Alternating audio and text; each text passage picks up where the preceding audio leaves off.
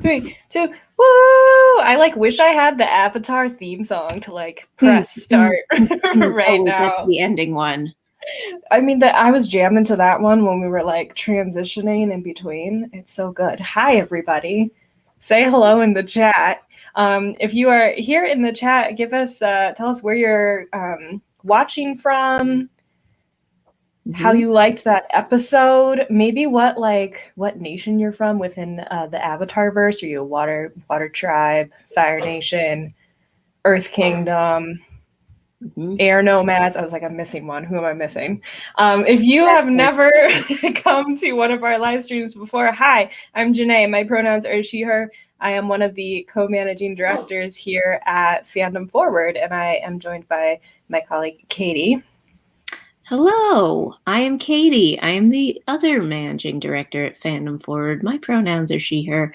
I also want to throw in here, if you're telling us where you're from and you happen to know whose native land that is, please share that also. There's a website where if you're not sure, it's pretty good for looking that up. I'll drop that in the chat as well. I am in upstate New York, which is Haudenosaunee land. Jessica says, Katie, you read my mind. I'm here in Tucson, Arizona, which is Thana-Otham Nation. Also, Pascoyaki is near us as well. One of our huge nation of Thana-Otham, and also the Dene and Navajo nations here in Arizona. So it is close to home. And we are joined by organizers directly from Stopline 3, which is super exciting. Gina and Joey, would you like to introduce yourselves and just share what your role has been within Stopline 3 organizing? Go for it, sis. Okay. I'm Gina Peltier. I'm an Anishinaabe citizen of the Turtle Mountain Band of Chippewa. I'm here in North Dakota. I'm on the Pembina Band land. And right now, I'm working for Honor the Earth, really working hard to stop Line 3. Right now, we just organize a lot of events that people can go to bring awareness on exactly what's going on up here and what's happening with the line. Yeah. Anim Buju. I am Ernest Joseph Uppegard Peltier III. Oh, I know. It's a long name. I go by Joey for short. I'm here in Bemidji, Minnesota, right in the middle of Anishinaabe territory. Minnesota also hosts the Sioux Dakota tribes in the southern part of Minnesota. I'm an organizer with Honor the Earth and Direct Action. And front lines. It's been amazing. We've been fighting the line for a good 9 months now. And the movement itself has been going on for decades, since the Sandpiper movement.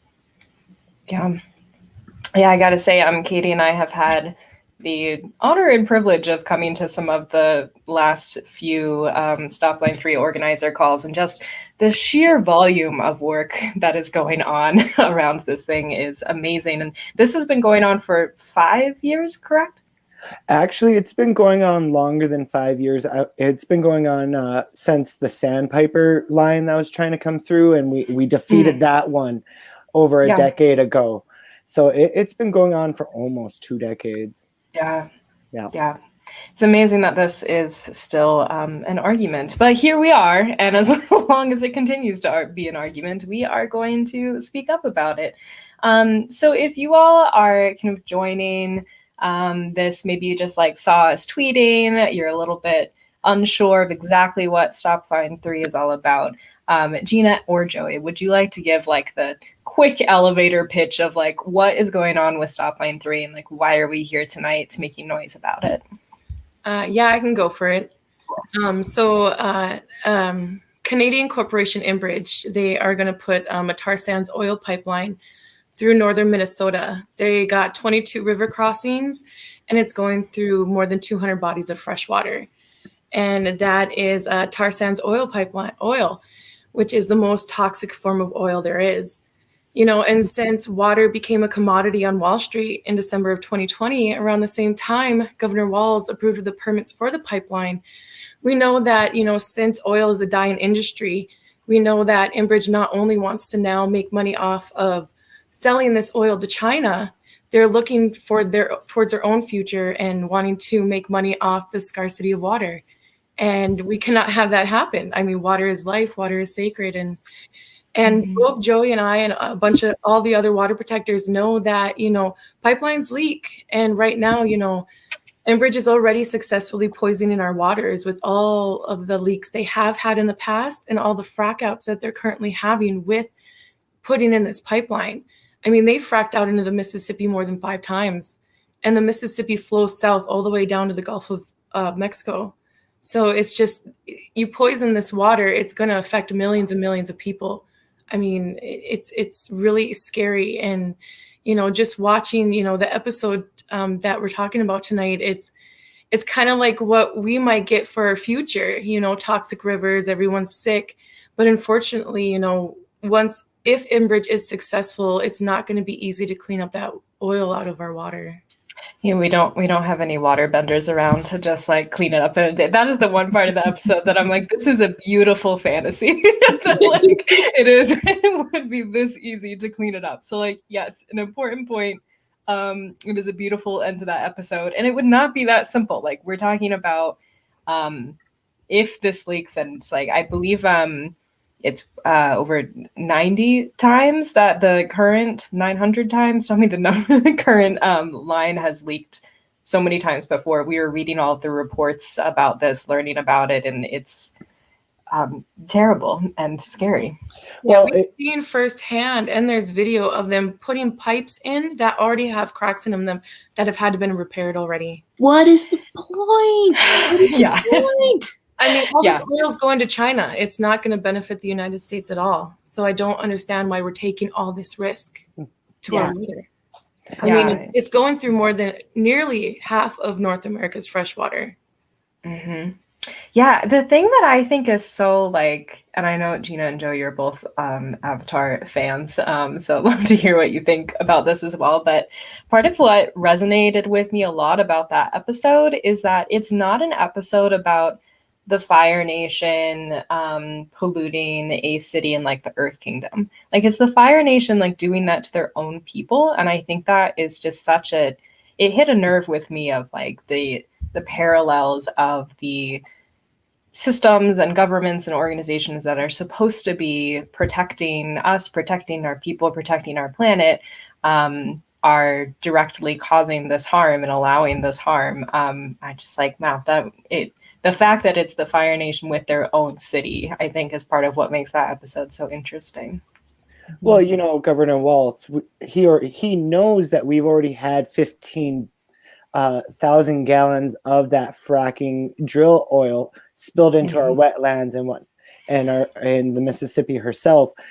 He knows what's going on, and every time he's approached by a Native American or someone who wants to talk about stopping Line 3, he gets belligerent, he gets angry, he gets into it like that general standing there and defiantly saying, come fight me one-on-one. And I've actually had personally a run-on with Governor Waltz just recently, about a month ago now.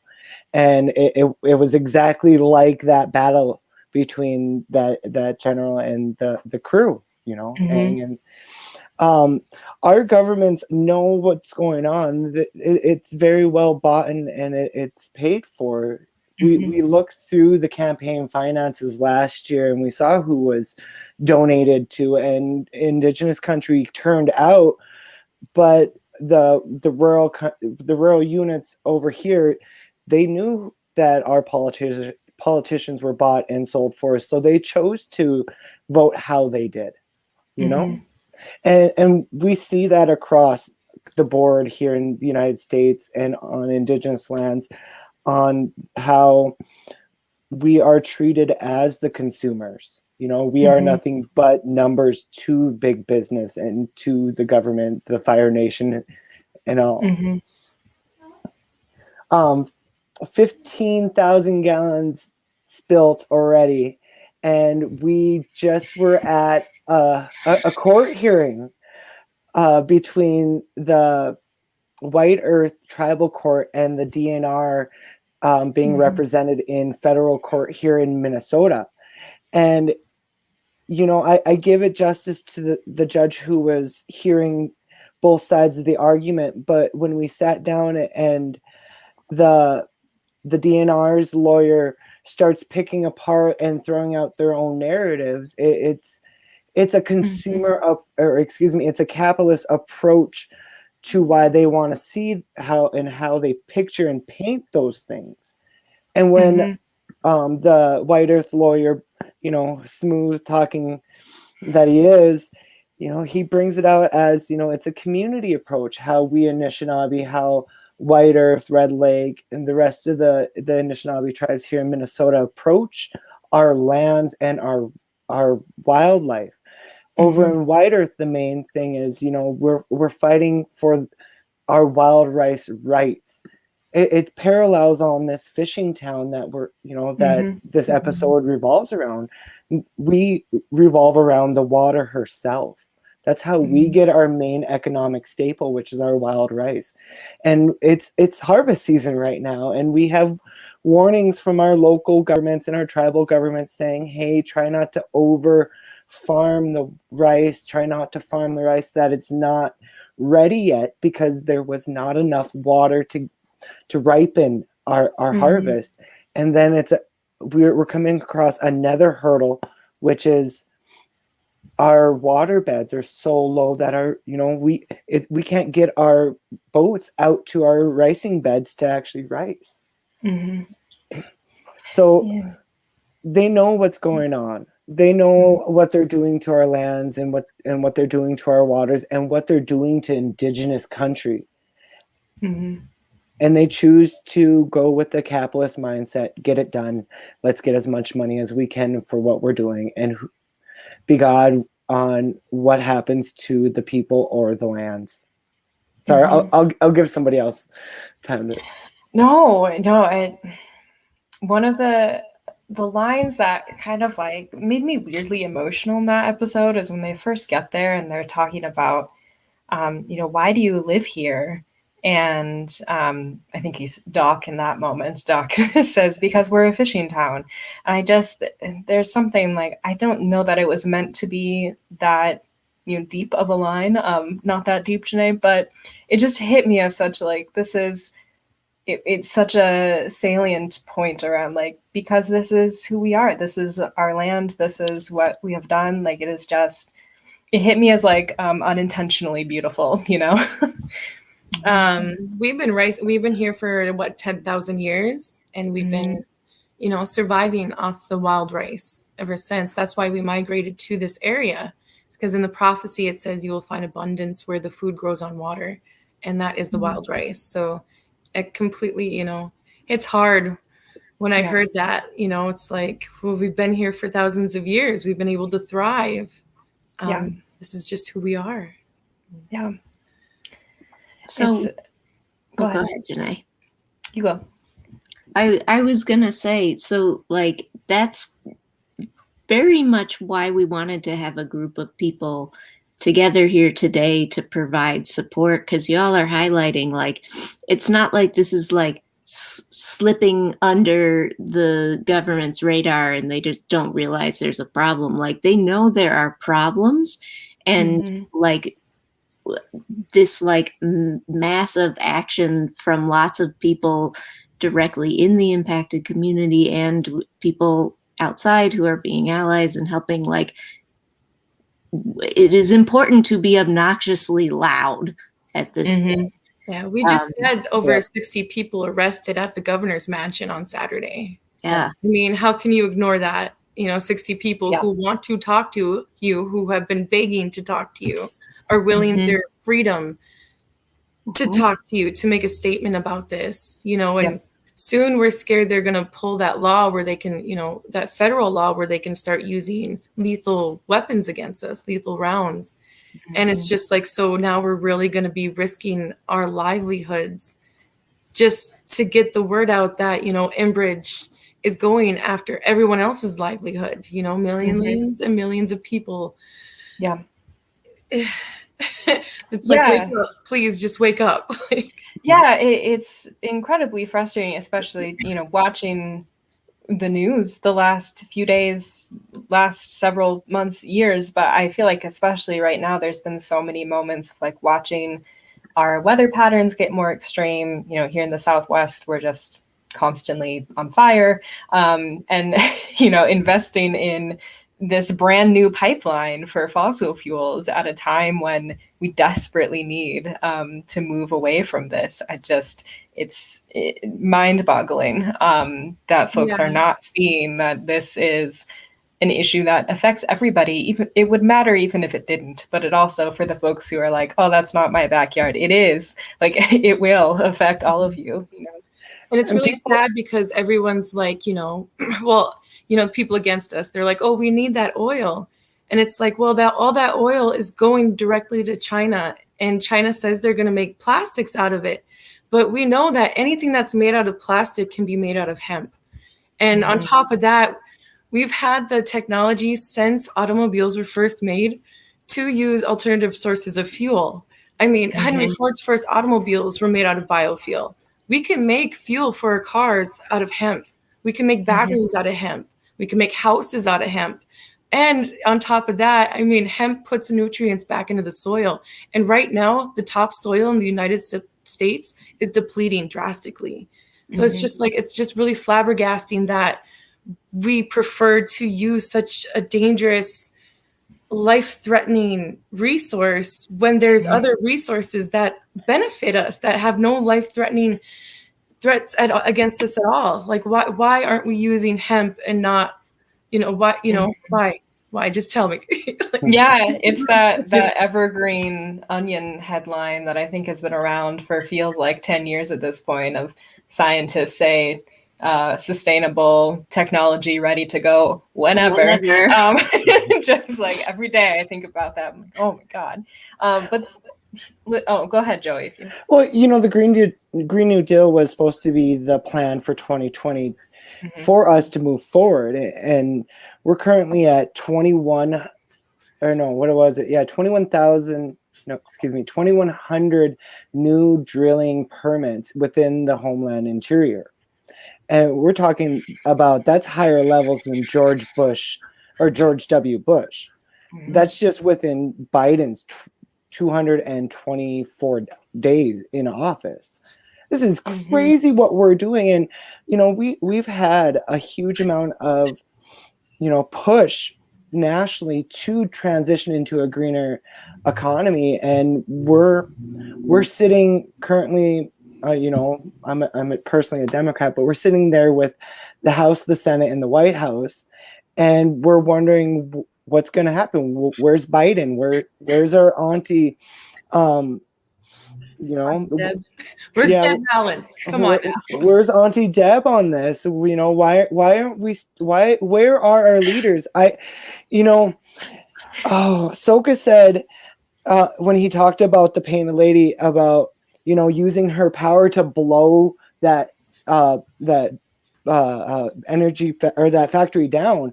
Why isn't our leaders, you know, Deb Haaland, Tim Walz, President Biden, using his power, his platform, what have you, to blow this shit up? And sorry for the bad language, but, you know, it was warranted. The moment needed it.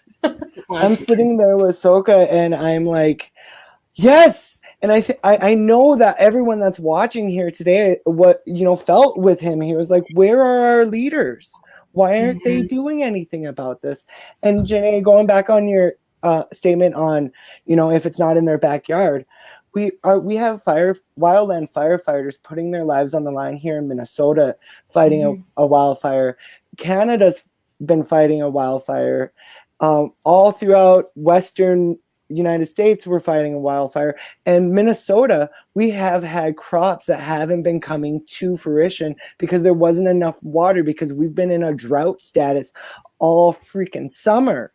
And what are they doing with our top water?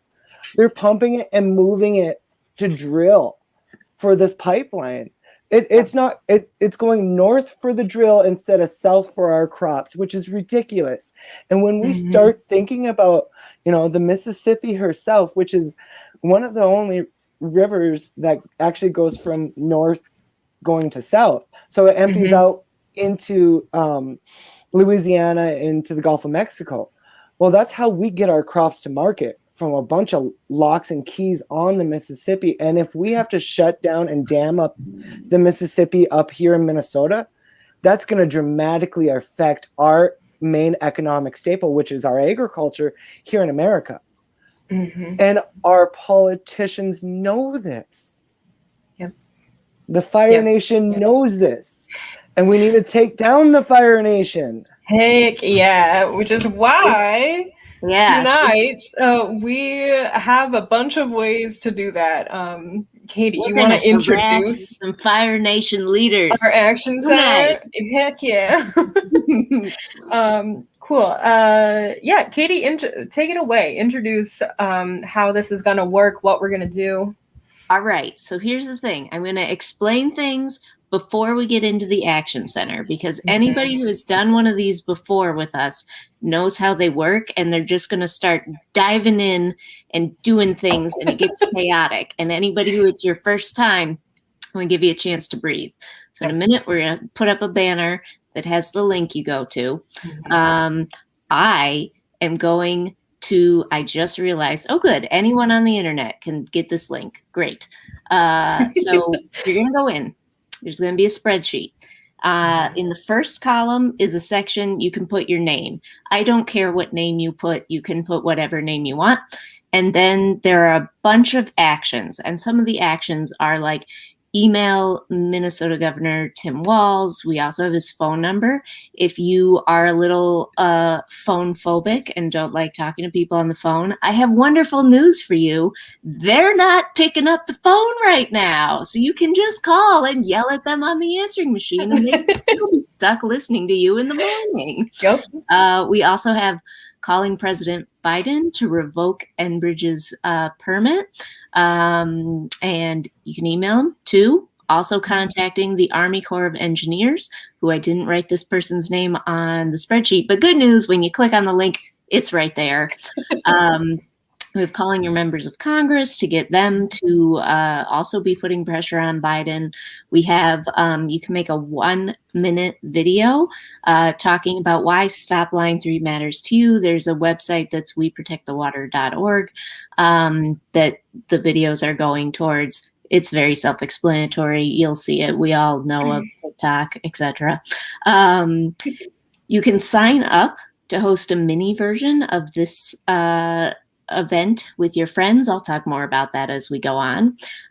We have some social media posts that you can put out. We have you can recruit friends. You're going to be checking off in the spreadsheet when you're doing all these things, and then it will do spreadsheet math, and we'll see how many actions are happening.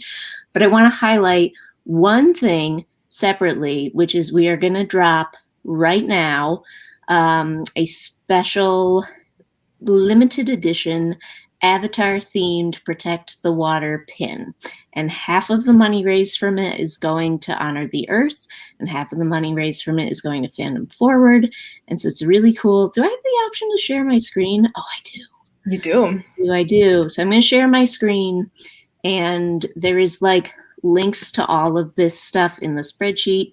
That's the pin right there, right there. Star, the painted lady, da da da da da. Anyway, so I need this pin. Good news, Brittany. It's coming to you. So right now, we're going to go to the spreadsheet. So I need the banner for Take Action. Take Action banner. There it is. So if you go there, this is a bit.ly heavy night. We're going bit.ly/fans SL3 action.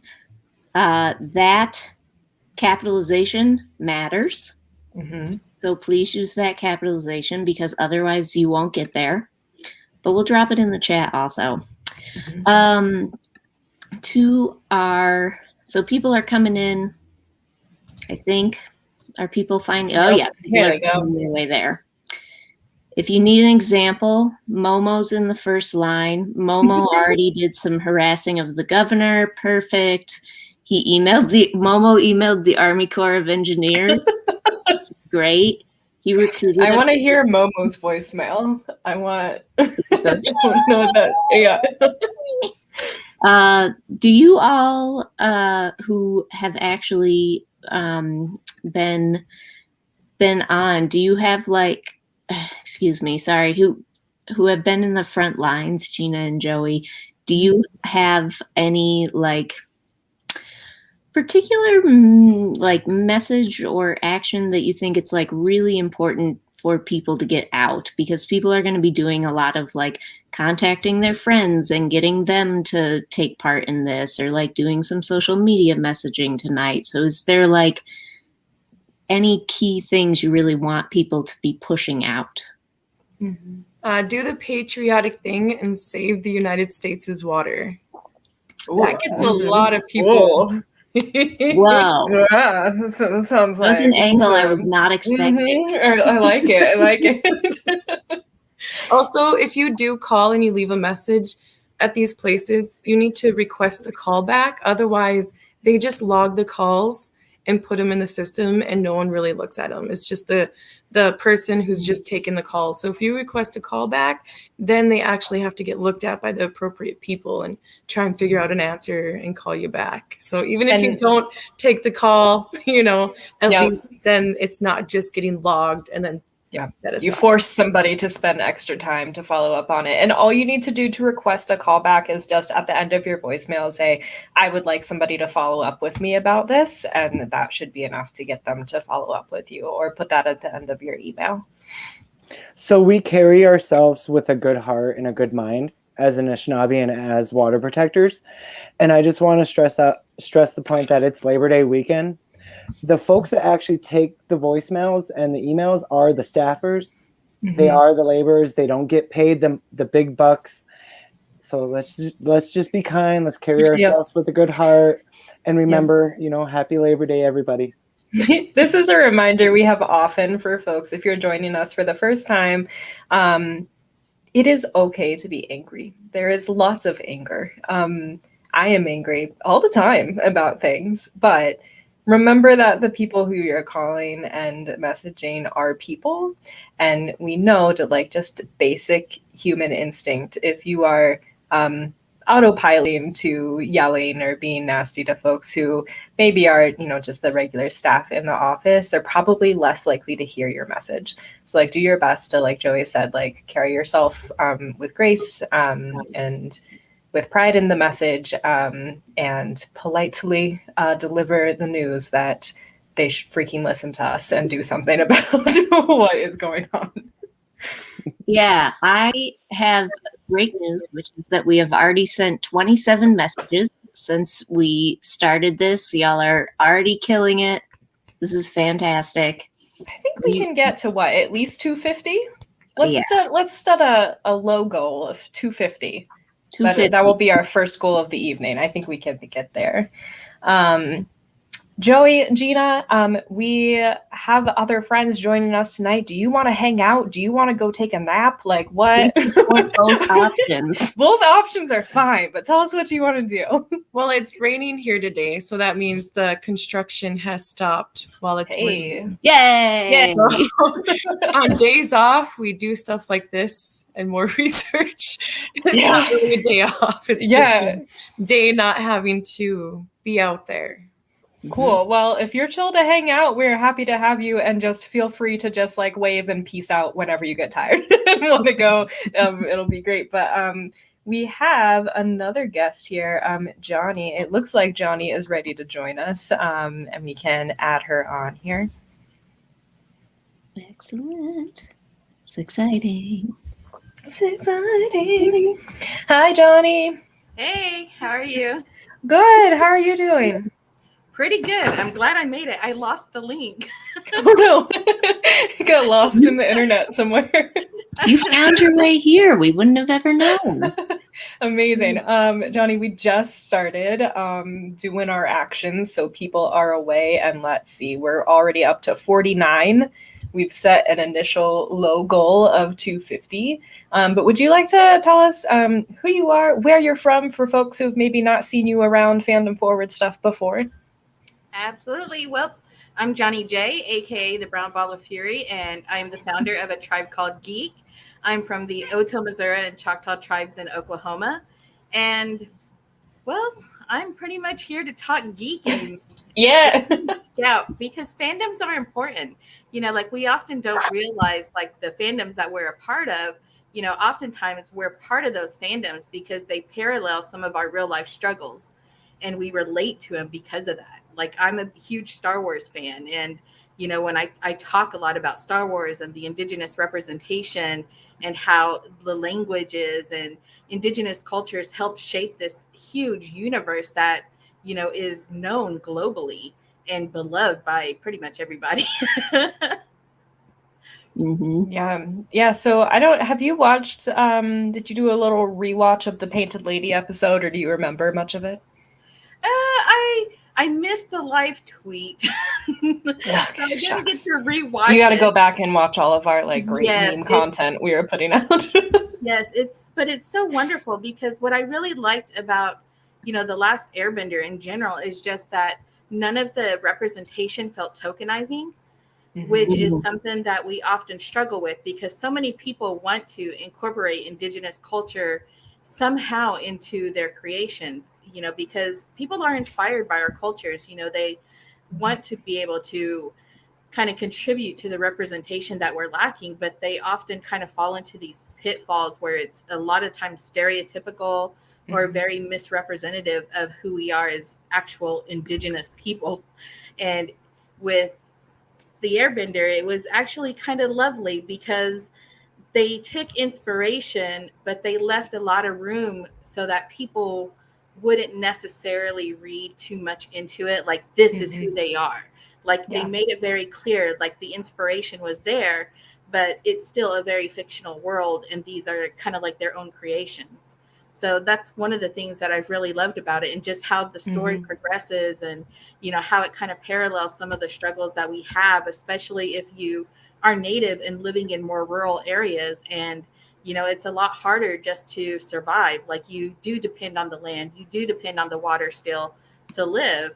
And that's something that a lot of people don't really understand. And we see it all the time when we're talking about social justice issues, especially when it comes to, veganism and sustainability. A lot of people don't understand that a lot of Native communities, we don't have access to grocery stores. So we have a lot of communities that still hunt and depend on hunting for food, but it oftentimes gets vilified and we kind of get blamed for contributing to, just like we get basically compared to like the large corporate farms that we're kind of contributing to that same level of destruction when we're not. Like indigenous communities have always known how to sustainably hunt and live off the land without exploiting or destroying those resources. Yeah, I love the way you phrase that of like the plus of the way that Avatar is constructed being that it feels representative of experiences without like putting the weight of them having to represent a specific culture on them. I just thought that was like a very beautiful way of phrasing that. I was like, oh yeah, that is what it is. Like that's the secret sauce. It's indigenous people from around the world, which, when we talk about indigenous people, a lot of times because of the stereotypes, we only focus on indigenous people from the areas that are known, like Native Americans. But, there's indigenous people around the world that are facing these same struggles. It's just that they don't look like I guess you would say like the Hollywood Indian trope. And people don't realize that, indigenous people, like we're literally everywhere. And we are responsible for kind of, basically caretaking for this planet. And we, like we've known how to take care of this land, take care of the water. And it's something that is global, and all the indigenous people around the world, like especially with Airbender. And I love that because it showed indigenous cultures from not just here in, like the northern areas of Americas, but also like from Japan and just different places. It showed indigenous cultures everywhere and was really representative of those cultures. Like it made a very distinct difference of these are different people, but yet they have very still have similarities, and they still kind of have some of the same human struggles. Mhm.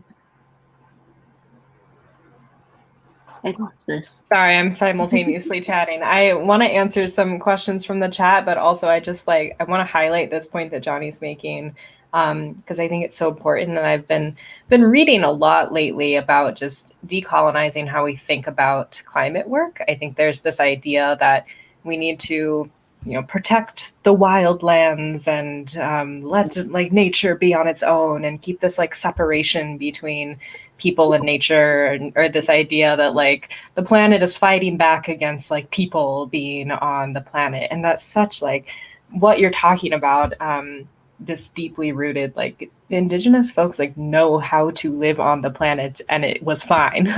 Like people living in nature is not the issue, right? Like people living with the other systems and communities and beings on this planet is not the problem. And I think this idea that like we have to create this separation in order to fix it, is such a deeply rooted like colonizer way of thinking about things, that is clearly not working for us, right?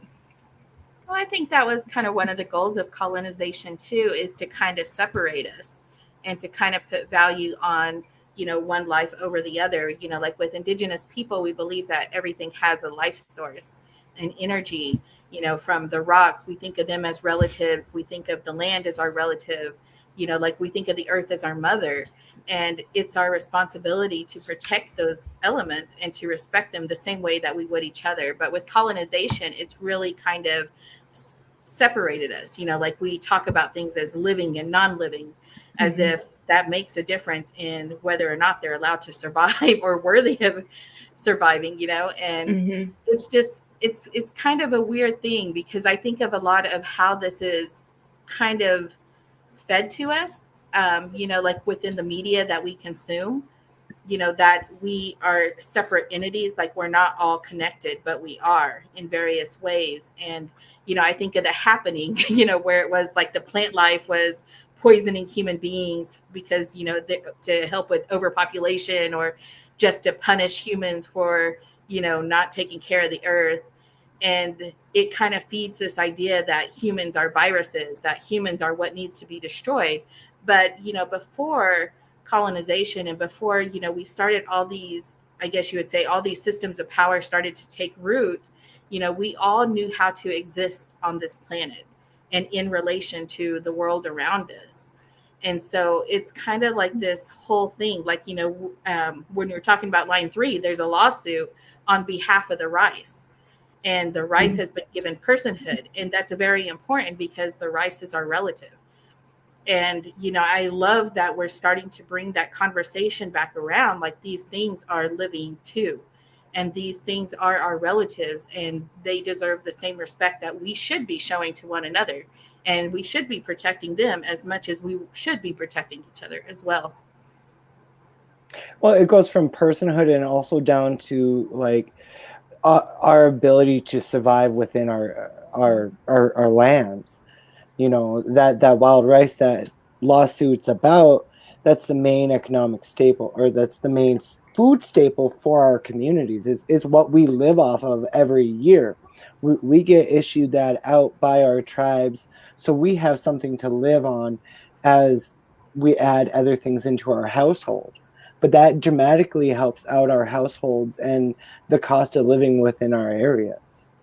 And, that goes back to White Earth and Red Lakes, and the Anishinabe's treaties from Minnesota were a little bit different than everybody else's treaties because they acknowledge jurisdiction on those lands and those properties. But as us Anishinaabe, we don't acknowledge any we don't acknowledge ownership over our lands. And when we agreed to those treaties, we didn't give jurisdiction out of those.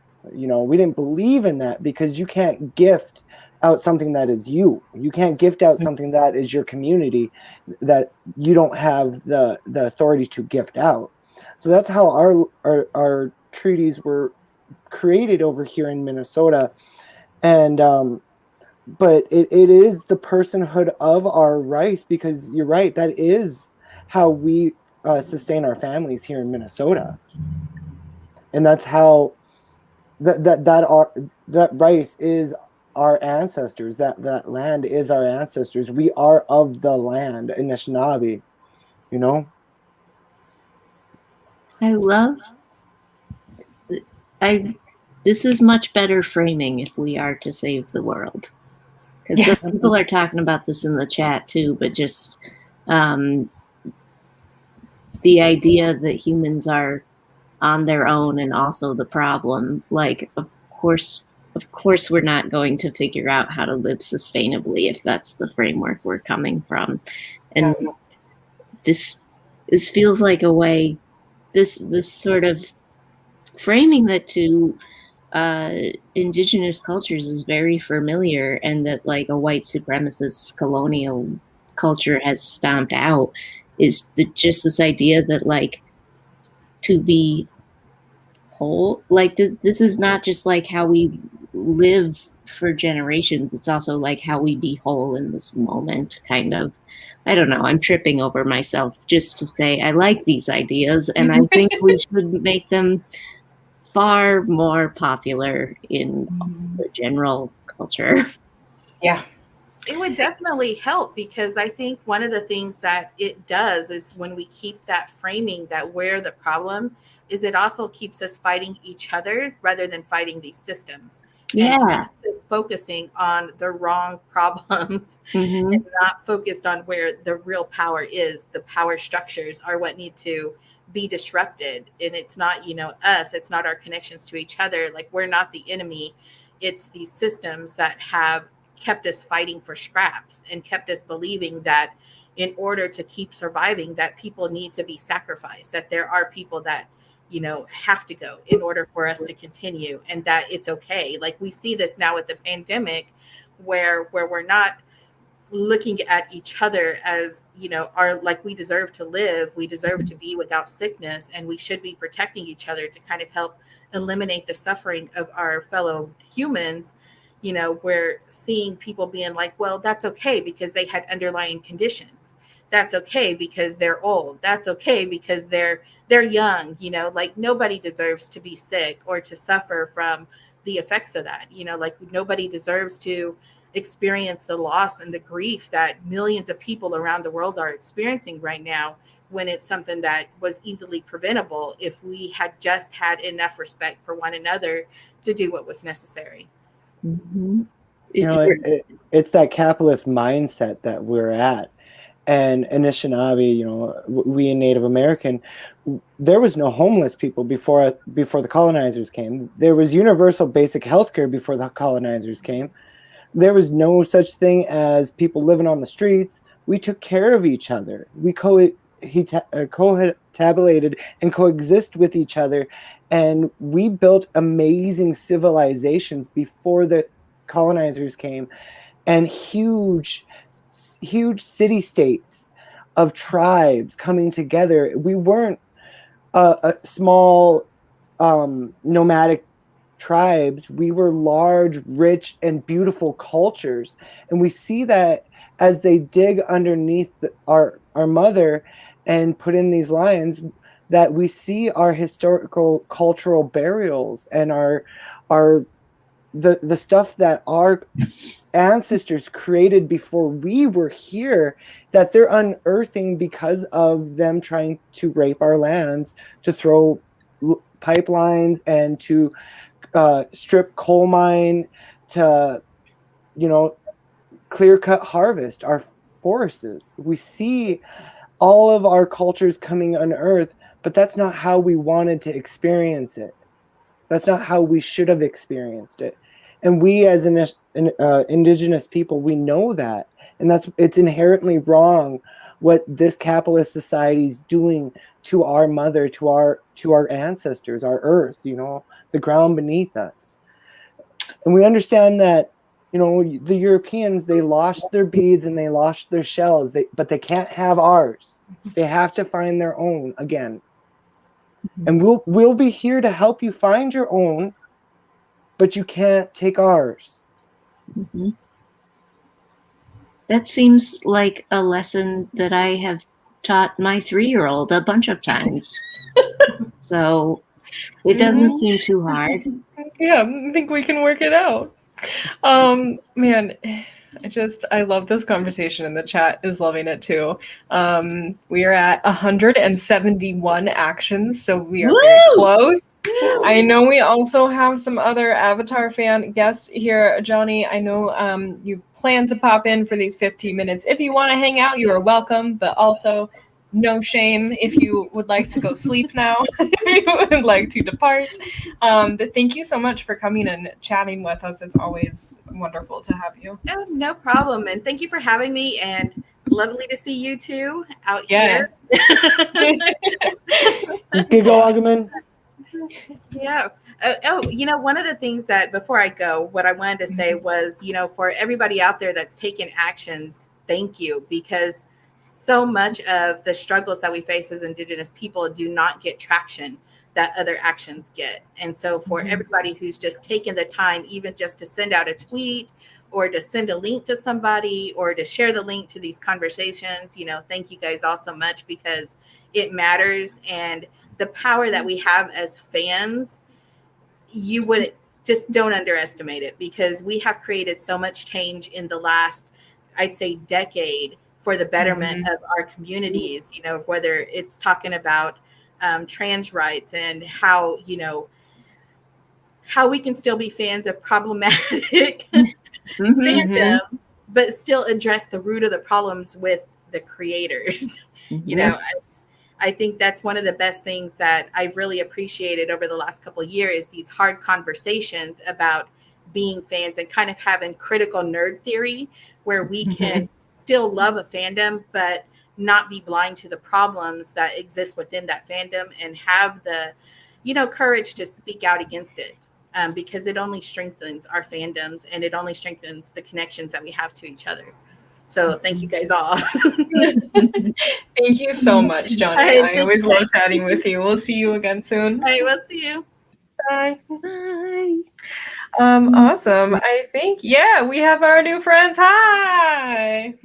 Hello, Welcome, friends. Alex and Zach. Zach, tell us who you are and where you're from. Oh, can I'm you guys hear me? Alex. Oh, there you go. We can't hear you. Hi, can hear both of you. Great, Perfect.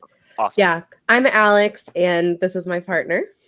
I'm Zach. And we're a host of a lovely Avatar the Last Airbender podcast called My Cabbages, an Avatar podcast. You gotta say it right. You gotta say My Cabbages. My Cabbages. An Avatar podcast. This is beautiful. I saw you all. Explain the Cabbage Man to someone today who has not seen Avatar, and I was just like, "Trust me, this is very funny."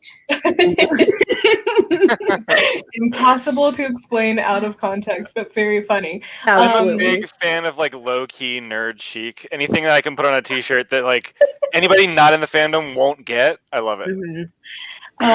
Alex and Zach, I would love to know so much more about Cabbages and what you thought of that episode, but will you allow me to give a short pep talk before we chat more? Please take it away, Janae. Wonderful.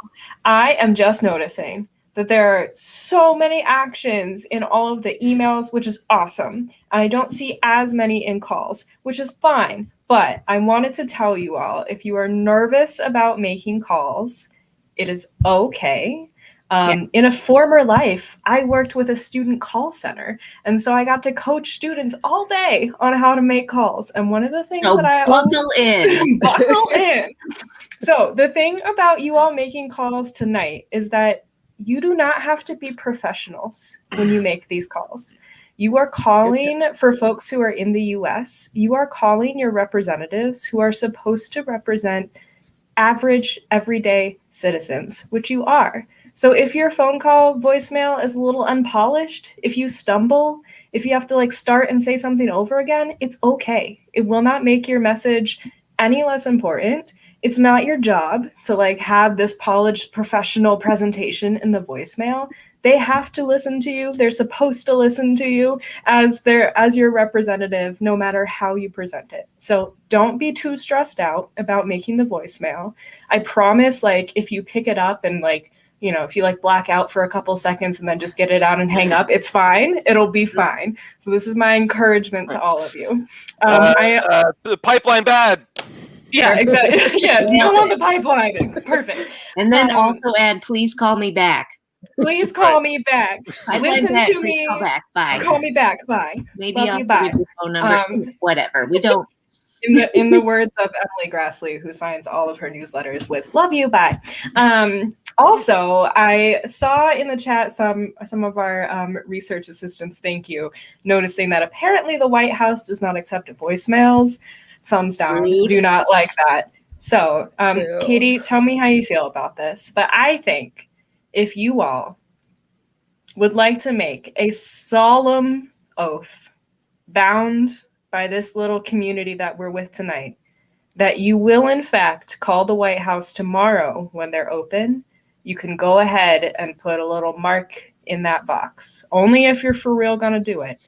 But if you're for real gonna do it, pinky swear me you gotta pinky swear. Cabbage Man's If on it. not, the painted lady will come and find The you. painted lady That's will right. come and bring her retribution That's true. upon Tara you. will know. And you know what? So suck all the water out of your body. You're horrible. She'll People. bloodbend.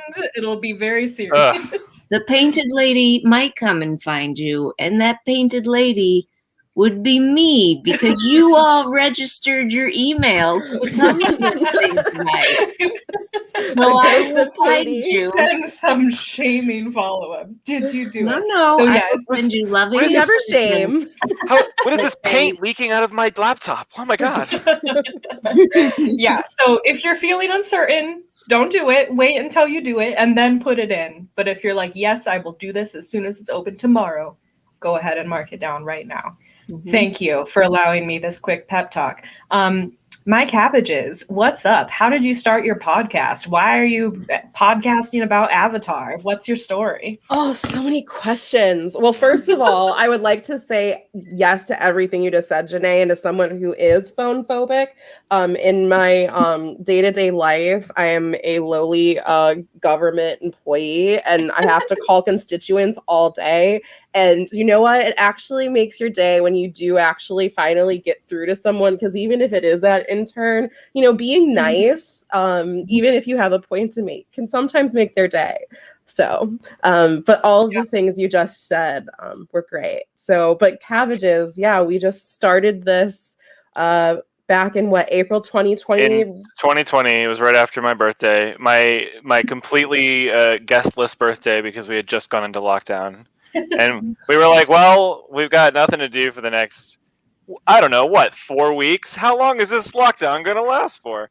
Let's start a podcast. And then, yeah, and it was just, seasons later, here we are. Great timing, I guess, because right around that time, that it was like right after Tiger King craze hit, and then Avatar came onto Netflix, and there was this like Avatar renaissance, and so I think that also kind of helped launch us into the Avatar verse, because the community online and just seeing a whole new generation find out about Avatar and all of the old original like Nickelodeon kids, like the nostalgia factor coming back. It's been a melding of a few generations. So I think it's been really exciting. The fact that they have like the classic Nickelodeon opening in front of all of the episodes on Netflix, it's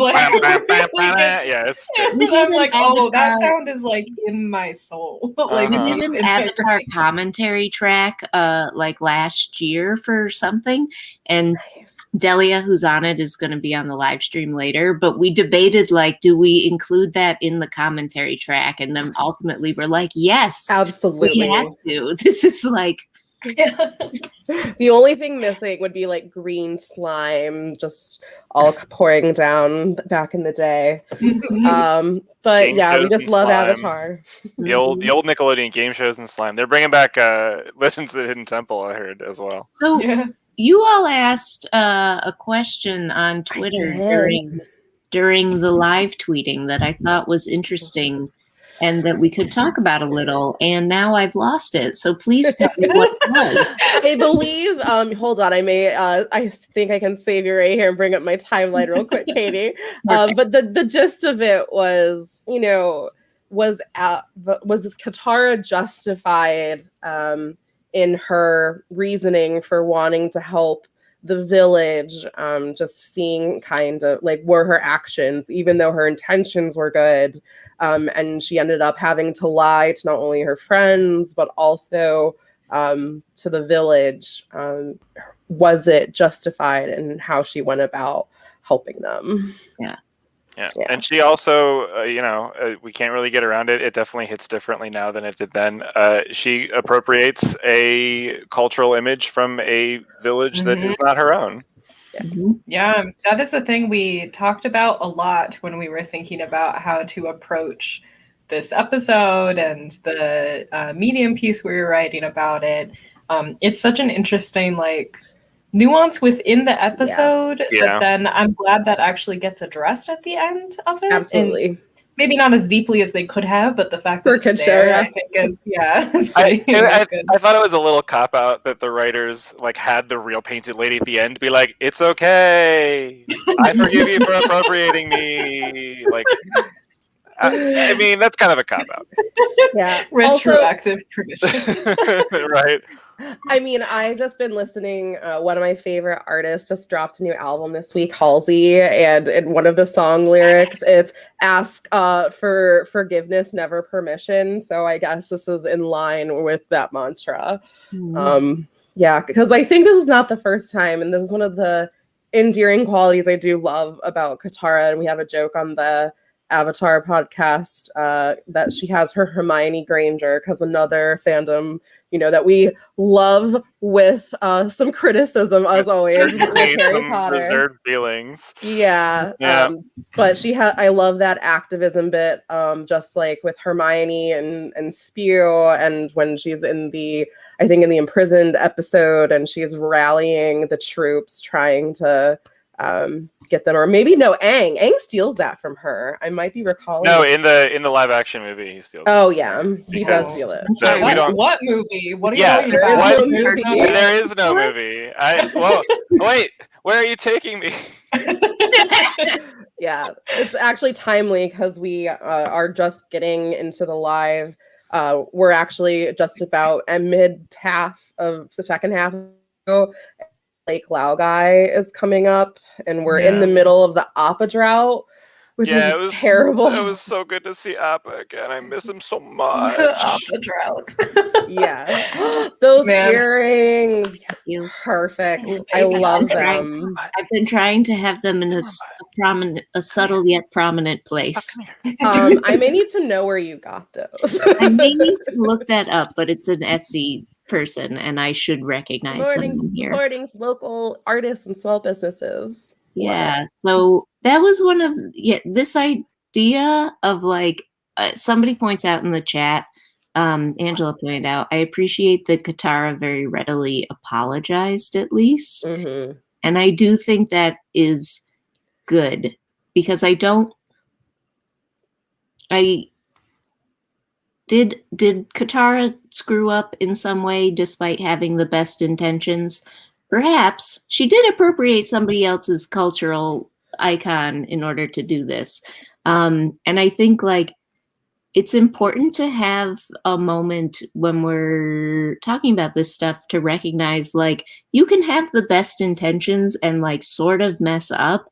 And the way you go forward is to not be well, I screwed up, so I'm out. Or they said I screwed up, so I'm out. But just sort of being aha, yes, okay, I was wrong. I'm going to learn from this, and keep, adjusting and just learning. Yeah, when Picard violates the Prime Directive, he doesn't just go, well, forget the Prime Directive forever now. Let's just go and do whatever we want throughout the universe. Yeah, I think you make a great point, Katie, because, one thing as allies is we have to be comfortable with being corrected. And, that's hard. And a lot of people, no one wants to be wrong. No one wants to be perceived as if they're offending or having an unintended impact on someone, especially when their intention is good. So, but I think that's one thing that I at least try to remember is being corrected often and just accepting it with grace and trying to incorporate that and learn from it. And realizing that that person who's trying to educate you is not doing it out of malice and is not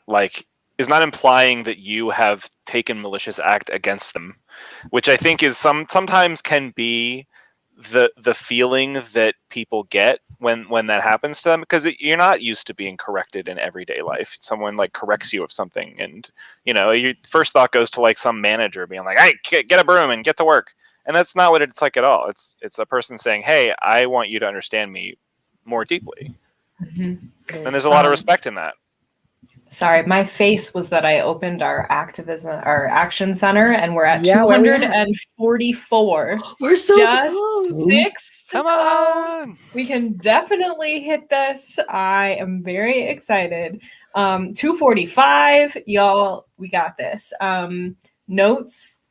Points per friend that you get to do something. Points per social media post you make. I think some of y'all are like underselling how many actions you've done. I want to hype up a couple of these actions that I'm seeing not get as much traction. Janae got to give love to phone calls. An important thing that Cheryl brought up in the chat. It looks like the White House comment line open Monday through Thursday, 11 a.m. to 3 p.m. Eastern. So if you're on the West Coast, make sure you get those comments in before lunch. But that's Monday to Thursday. So like some of these calls are going to have to be made next week. Don't worry, I will email you. A couple things that I think y'all should consider is number one, recruit a friend to do actions. If you have another human being living in your house and they're awake, this is a great opportunity to get them to like be doing some of these actions because they're not particularly hard. And like, what brings people into a social movement more effectively than being dragged in by their friend? Like, this is what makes people show up. If the person doesn't live in your house, that's fine. None of us live in your house, and we're still here doing this together. So just contact them because you could rack up like a whole bunch more actions. This way, you bring a new person into the movement. You're educating them. If they know nothing about this at all, send them to stopline3.org. It has lots of information, lots of resources. If you want to give them like a quick and dirty version of it, head back to the beginning of this live stream, and we have lots of excellent information there. So that one's really good. Also, you can host one of these things yourself. You all have the link to this document now. And the reason that we don't pay for like super expensive software that would allow us to do this in flashy ways on their website is two reasons. Number one, we don't have the money. Number two, you don't have the money either, but you do have access to Google Docs. I know, because you're in there right now. So like you can just copy and paste this spreadsheet, delete everybody's name out of it, and then you can have like a little mini avatar watch party and action night with your friends. And if you just have like, 3 or 4 friends, you could send out maybe like 25, 30 messages. Yeah. And if like, math, if like did that, then we would have 300 messages that are coming from like hanging out with your friends. And I bet if you asked real nice, Janae and Katie might even stop by.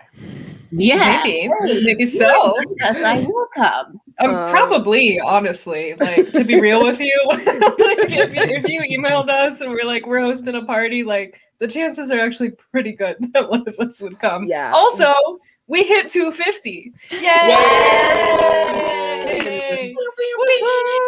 This is monumental. Oh my gosh! Oh my we God. have a Iroh's mug. here. Katie I love like the is mug. representing tonight. I'm wearing my Iroh fandom t-shirt. Heck yeah. I we all wish you could love show one y'all. old man, and his name is Iroh, and he's great. He's the I- spirit person of our podcast. So I have an we Avatar. love Iroh. I have an Avatar shirt on, but you'll just have to trust me because you can't see it. That is amazing. You all are awesome. We're already at 2:54. Okay, so we've got like 30 minutes left of this live stream. Katie, how many actions do you think we should set for our end goal of tonight? 100 million. Okay, that's the Perfect. stretch goal. Achievable. That's cool. If we hit that, I will personally send all of you free merchandise from our DFTBA shop. But not the pin, because that one's raising money for Honor the Earth also. Those ones we want to pay Absolutely. for. I already picked up 2 and I cannot wait. I love nerd swag. Support those pins. I'm gonna say, I don't know. Why'd you pick me for this? I'm bad at this one. I'm gonna say 325 because I'm gonna push y'all to be like some friendos. I'm gonna do prices right. I'm gonna do 2 under and do 323 because 23 is my lucky number. So. All right. I'm gonna bid $1 and win the whole thing. Perfect. I don't know. I really also think that we can definitely, because our podcast is on a lovely network called Movie Night Crew Network, and everyone else should check out some of the other wonderful podcasts on there. But I definitely think we can host a watch party sometime in the near future with our network. So this is a great idea, and I appreciate y'all training us as some Kyoshi warriors. That's right. We'll go out and spread the message. Yeah. Well, thank you both so much for being here. It was super nice to have you. Your first Fandom Forward event, I believe. Hopefully many more. Absolutely. Yeah.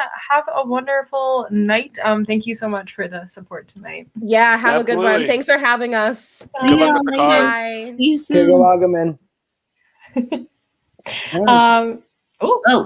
What's happening? Our faces are so big. There we go. Yeah, it's so large all of a sudden. It looks like Gina may be pieced out for the night. Totally acceptable. But I believe we have another friend here. If Delia is ready to join us, it looks like it.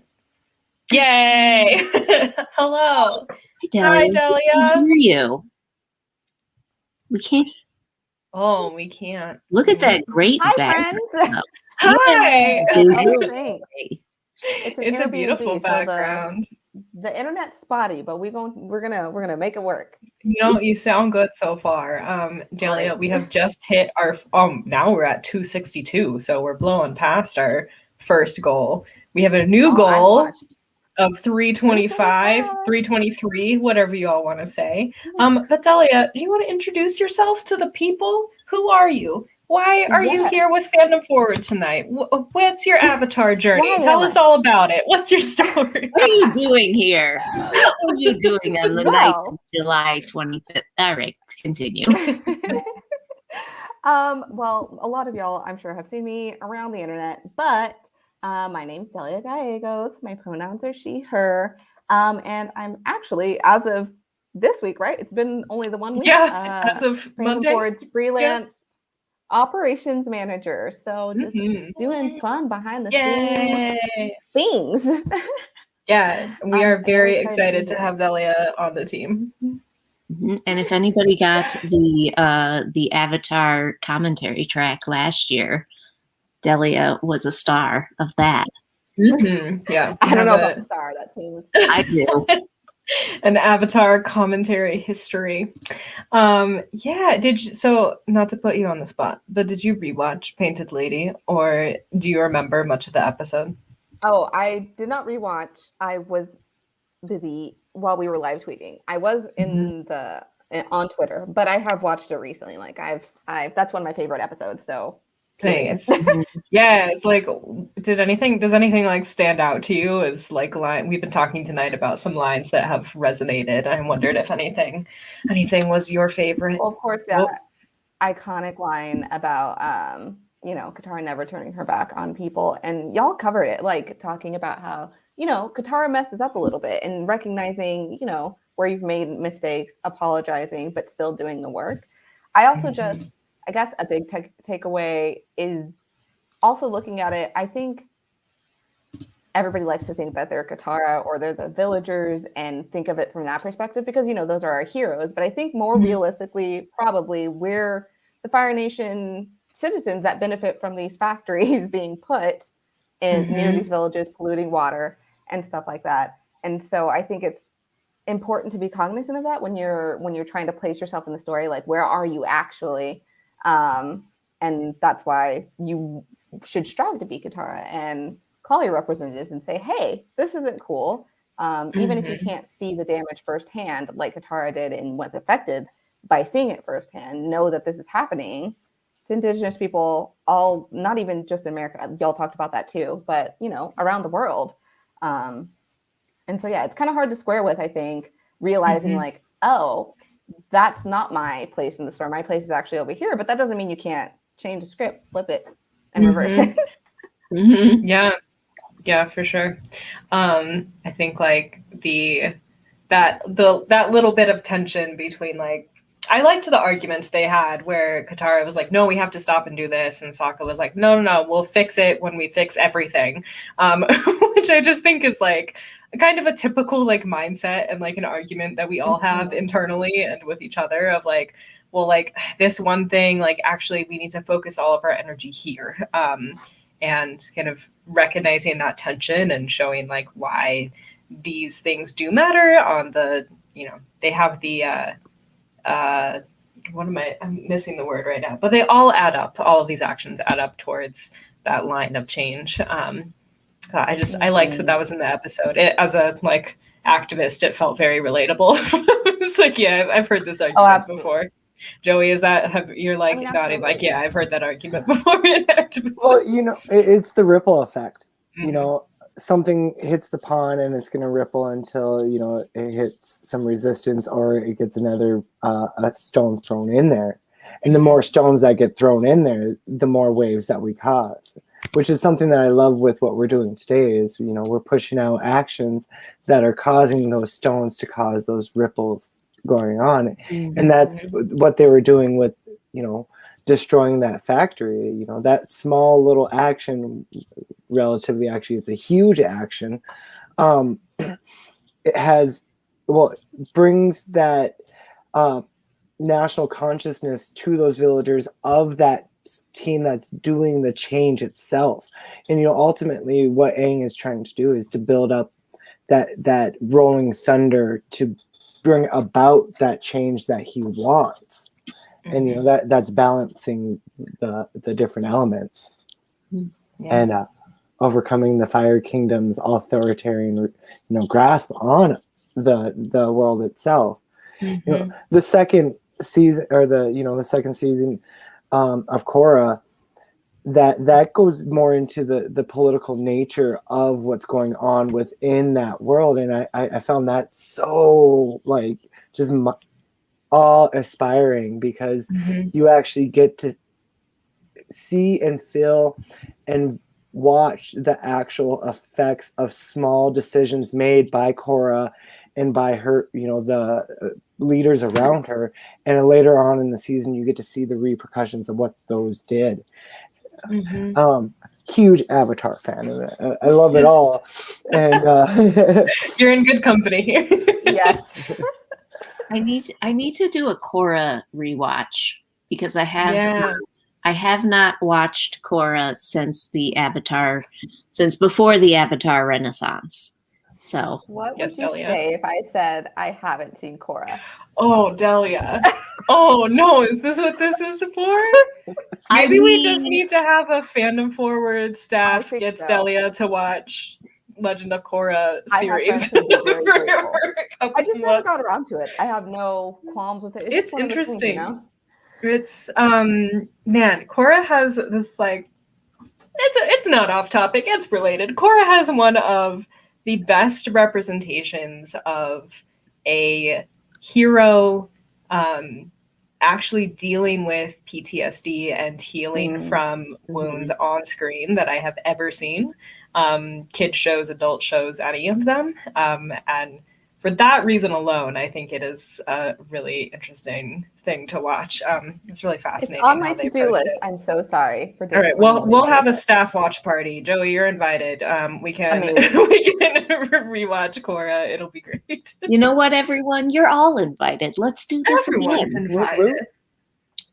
I That would would also be say, Oh yeah, Okay. go ahead. I don't have to talk. I'm currently emailing Minnesota Governor Tim Walz to have words with him. Sorry, continue. multitasking. We love it. I was just going to say, Johnny was talking about, like ripple effects. And I also think it's cool to highlight, not that, as activists, we shouldn't need a personal stake in order to do these things. But I also think like you'll see ripple effects in your own personal life. Like for people who maybe this is your first time, like, calling representatives, sending emails, all that good stuff. Like it opens a door to being more active. It's kind of, Newton's whatever law. I'm not a scientist, but like objects at rest tend to stay at rest. Objects in motion tend to stay in motion. So you just got to take the first step.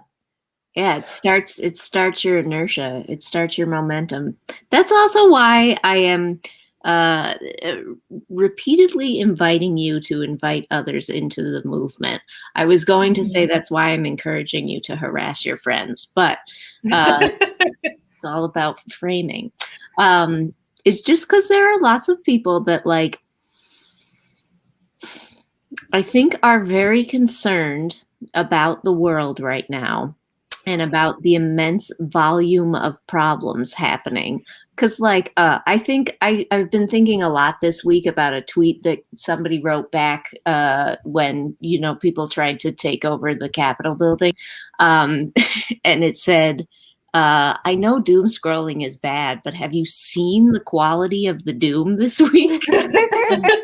This week has felt like, seen the quality of the doom. And so, quality doom. Yeah, and so people are feeling like, fresh hopelessness. And I think actually coming together and finding people who are doing good work already, and then two, finding the way that you can be helpful in supporting that work.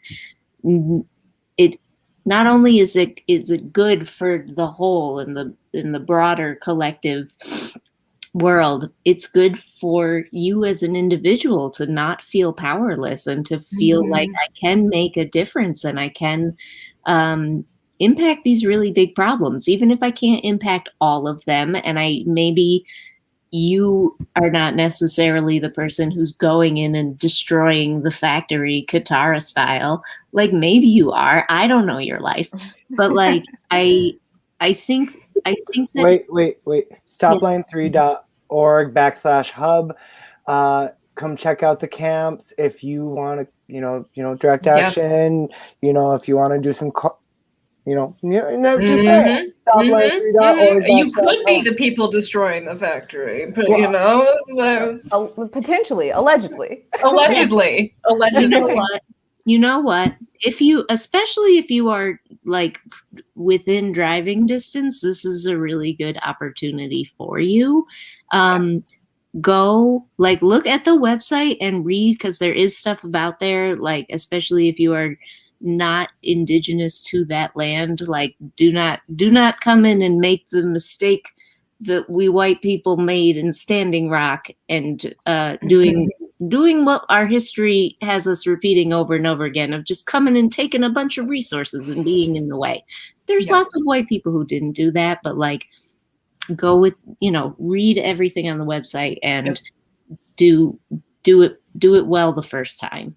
But yeah, if you are interested in direct action stuff, go do direct action stuff. It is the best way to learn how to do that. And people are, and also it's, people are really lovely. You meet nice people at these things. I'm not trying to set up friend dates for you or anything, but but if they happen, I will. Relationships at camps should just stay as a friendship level. And as you were saying, bring a friend with you. My sister, who is Gina, who was here just earlier, we're firm believers in the buddy system. Bring a buddy with, have someone to watch your back, have someone to grab your keys if you're going to go into maybe a situation where you think you might get arrested. And our desk jockeys, who we're loving today, Chi McWitch for everyone that's doing the actions today. Our desk jockeys, we love you. And grab a buddy, get some coffee, do a couple calls, call some legislators. It works. It honestly works. I've been engaged for the past 7 years. Bernie Sanders helped, feel that a little bit, Uncle Iro. And it's been a crazy but fun experience that I've been on for the past 7 years. And once you start your first phone call, that second phone call is going to come right away. And then they're going to call you back a couple months later, and you're going to figure out like, oh, they actually did listen to me. Let's just stay a couple months later, because it does take it does take some time. I got my first call back from Representative Colin Peterson on the Savannah Act. And it was a call back to say that he was signing on to it. And I was like, yes. Yay. And if anyone knows about the Savannah Act, it got passed last year. Got signed into law. So those calls are very, very, very important. And the next step after that is also very important. And if that next step is joining a local organization, helping an online organization like Fan Forward, or going to your local units for whatever party that you assign yourself with, if that's the Green, Democrats, or what have you, People's Party, you never know. And when you get involved, you do make friends, you do have all those great experiences, but you also, there's a lot of people within those tents, and there's not always going to be those people that agree with you. And it's learning how to coexist with those folks and get the job done that you want done. Not what they want done, but what you want done. And that's the importance about being active and engaged, is doing stuff that you want to do. Phone calls, I love doing it. Emails were cool. Getting emails back from local legislators. My funnest experience being engaged was going to caucus candidate endorsements.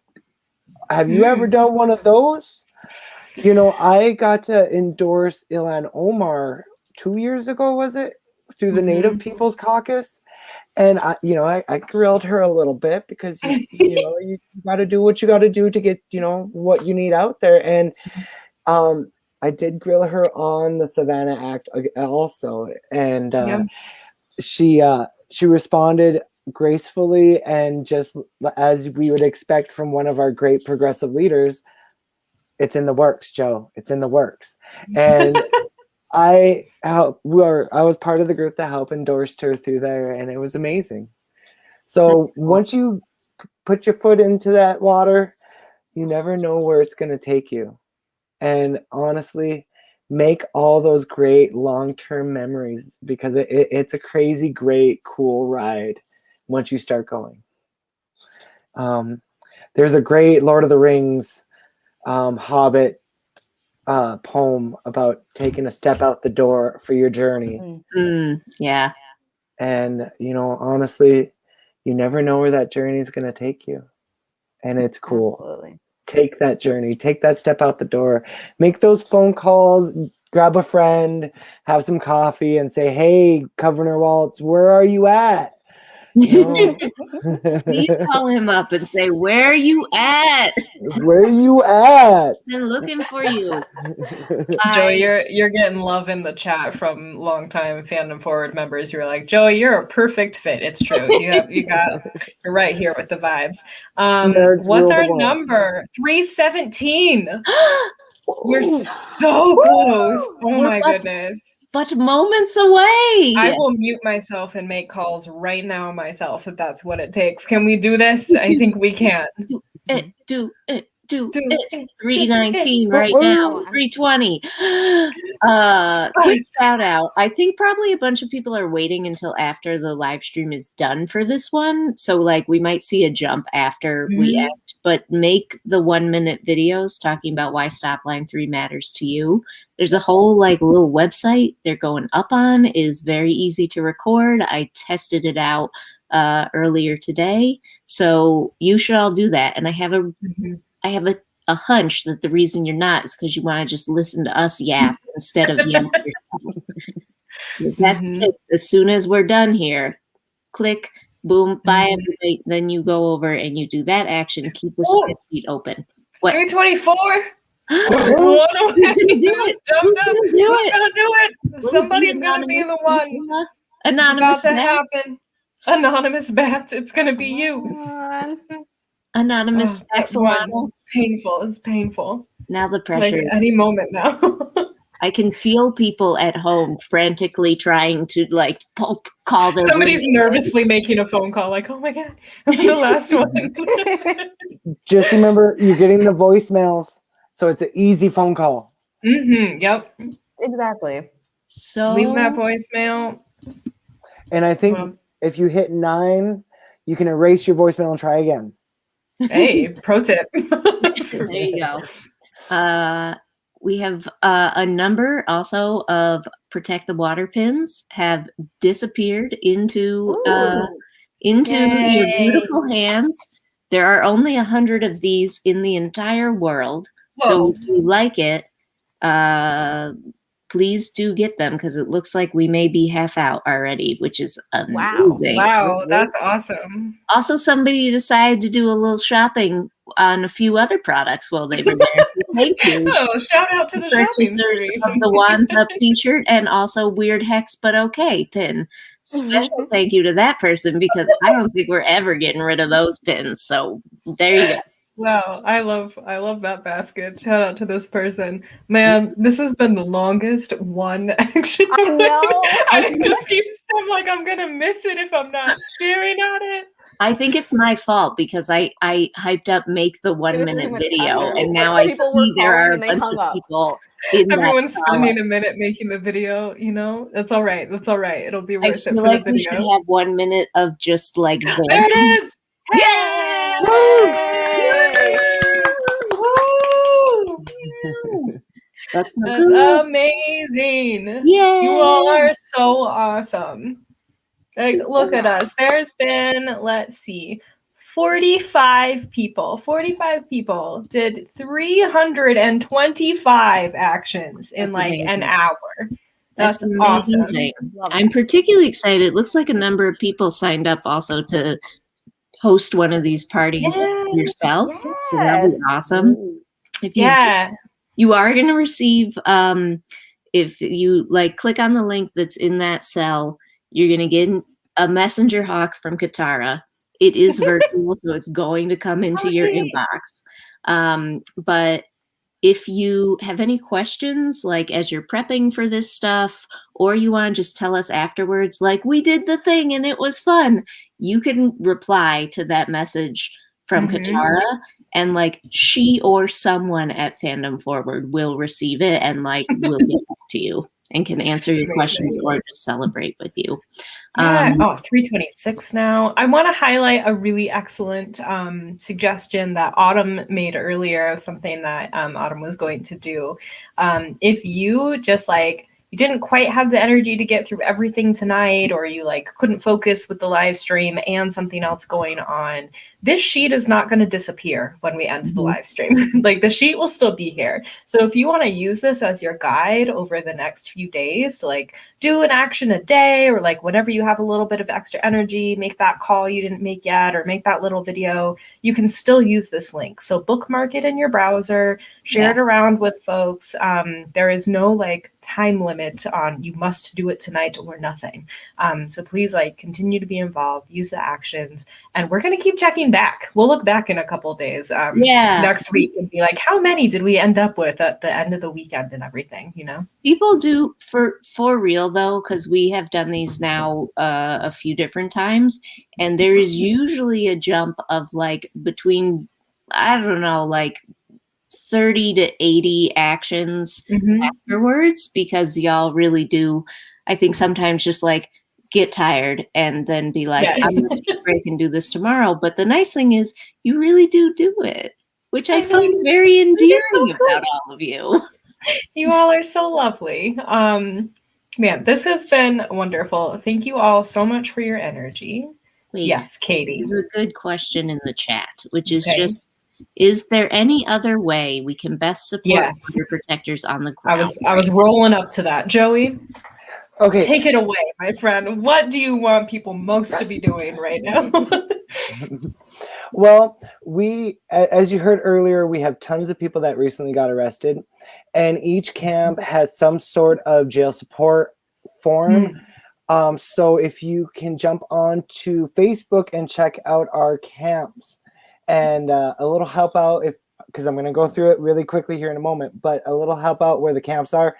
Stopline3.org/hub has a list of the camps and a map of them.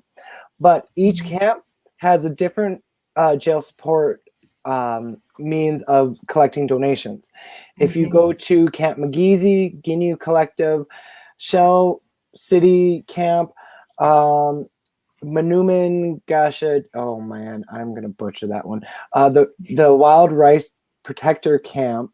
You can find their information on the Rise Coalition or MN350's page, and the Red Lake Treaty Camp. Did I miss anybody? McGeezy? I don't think. Well, yeah, hit up McGeezy. They need help too. But each camp has different information going out all the time. Different needs are posted on each camp's page. So if you have material items that you want to send our way, you know, there are ways to get them to us. Different locations need different items. Follow the camps, follow the main organizations around the camps. MN350, Honor the Earth, of course. Check out our stopline3.org page. There are ways to donate through there. And of course, I believe there is a pin that is for sale through Fandom Forward that goes to Honor the Earth also.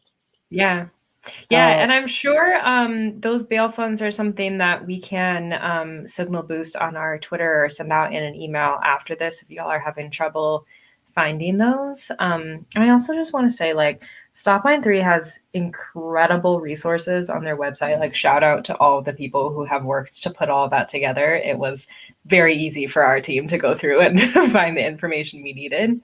But if for any reason any of you here are feeling like you just need somebody to walk you through it, or you're just like, I just can't quite get, like, I have some kind of barrier and I can't quite get past it, you all are Fandom Forward members by virtue of just being here. You can always email us and we will help you. Like, if that is like what you need to like find your way to get plugged in, like, somebody at Fandom Forward will help. And I think it's a resource that you all don't always utilize as much as you could. So like, email info@fandomforward.org. Just say like, hey, I want to help with Stopline 3 and I'm not sure what to do next, and we'll help. I promise. If you prefer to message us on social media, you can also do that. You probably get faster response on email because there's more people checking that, but but you can, you know, whatever. We're where you're at also. For sure. Amazing. This has been awesome. I feel very energized. Give us a little like heart or a lightning bolt or something in the chat if you all are feeling a little bit less doom scrolly and a little bit more like, yeah, we can do this. Or some airbender, air, water. some like element icons. A rock. Perhaps. Is there a rock? Yeah, there's a rock emoji. Just put the rock emoji in there. It's the brick emoji, and that has sort of an added, like, you know. nice talk, direct Hey, energy. there's my hearts. You all are amazing. Joey, thank you so much for taking the time out of your endless schedule to hang out with us for an evening. It was great to have you. Yeah. Now you're just like an official Fandom Forward member, and we'll hang out some more. Ooh, Everybody have a great night. Have a great weekend, and we will see you on the internets. Night, y'all. Language, good